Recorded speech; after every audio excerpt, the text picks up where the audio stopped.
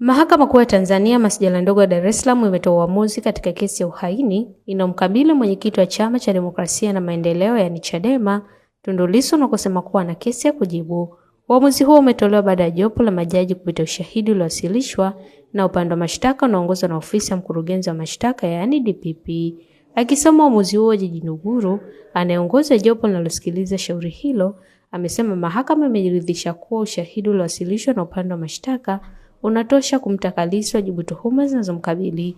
Hatua hiyo haimaanishi kuwa Lissu amepatikana na hatia, badala yake inaashiria kuwa kesi hiyo imevuka hatua ya awali na sasa inaingia katika hatua ya utetezi ambapo mshtakiwa atapata nafasi ya kujibu ushahidi uliowasilishwa dhidi yake.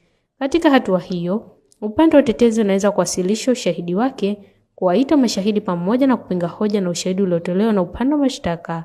Tundu Lissu alikamatwa mkoani Ruvuma kabla ya kusafirishwa hadi Dar es Salaam ambako alifikishwa katika mahakama ya hakimu mkazi Kisutu na kusomewa mashtaka yanayohusiana na uhaini pamoja na makosa mengine yanayodaiwa kuhusishwa na kauli na shughuli zake za kisiasa.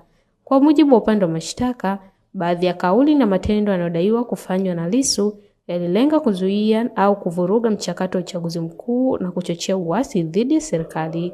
Tuhuma hizo zimekuwa msingi wa kesi hiyo ambayo imeendelea kufuatiliwa kwa karibu ndani na nje ya nchi ya Tanzania kutokana na uzito wa mashtaka pamoja na nafasi ya Lissu katika siasa za chini. Mwenendo wa kesi hiyo pia umeibua mjadala kuhusu haki za kisiasa, uhuru na kujieleza na matumizi ya kisheria za uhaini katika mazingira ya kisiasa. Taasisi ya jumuiya mbalimbali za kimataifa zimekuwa zikifuatilia kesi hiyo na kutoa wito kwa kuhakikisha mchakato wa kisheria unafanyika kwa uwazi, haki na kwa kuzingatia haki za msingi za mshtakiwa. Hata hivyo, kwa upande wa kisheria, uamuzi wa Mahakama Kuu kwamba Tundu Lissu ana kesi ya kujibu sio hukumu kumtia hatiani. Ni uamuzi unaomaanisha kuwa mahakama imeona kuna msingi wa kuendelea na shauri hilo na kumpa mshtakiwa nafasi ya kujibu ushahidi uliowasilishwa na upande wa mashtaka.